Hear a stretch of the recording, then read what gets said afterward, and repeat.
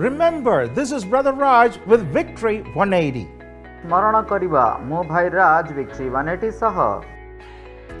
The Bible says, "Did you not, our Lord, drive out the inhabitants of this land before your people Israel, and give it forever to the descendants of Abraham, your friend?" Bible କହେ, ହେ ଆମ୍ଭମାନଙ୍କ ପରମେଶ୍ୱର, ତୁମ୍ଭେ କ'ଣ ଆପଣ ଲୋକ Israel ସମ୍ମୁଖରେ ଏହି ଦେଶ ନିବାସୀମାନଙ୍କୁ ତଡ଼ି ଦେଇ ଅନନ୍ତ କାଳ ନିମନ୍ତେ ଆପଣା ମିତ୍ର ଅବ୍ରାହମ ବଂଶକୁ ତାହା ଦେଇନାହଁ? The second step to our victory is to remember all the miracles God has done in the past. ଆଉ ଆମମାନଙ୍କର ବିଜୟ ନିମନ୍ତେ ଦ୍ୱିତୀୟ ପାହାଚ ହେଲା ଯେ ଆମମାନେ ମନେ ରଖିବା ଯେ ପରମେଶ୍ୱର ଅତୀତରେ ଆମମାନଙ୍କୁ ଯେଉଁ ଆଶ୍ଚର୍ଯ୍ୟ କର୍ମ କରିଅଛନ୍ତି। This is the true incident that took place when Jehoshaphat was ruling over the nation of Judah.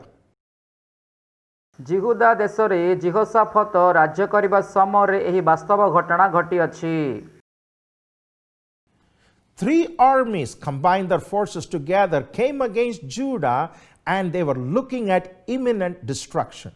ଆଉ 3ଟି ରାଜ୍ୟ ଜିହୁଦା ବିରୁଦ୍ଧରେ ଆସି ସେମାନଙ୍କର ସର୍ବନାଶ ସେମାନଙ୍କର ଧ୍ୱଂସ କରିବା ପାଇଁ ଇଚ୍ଛା ପ୍ରକାଶ କରୁଥିଲେ। As a second step to victory, Jehoshaphat remembers how God gave birth to the nation of Israel.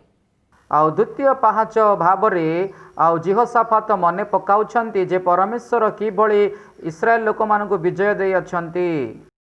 He remembers it is God who gave this land they are living as part of the covenant he established with Abraham.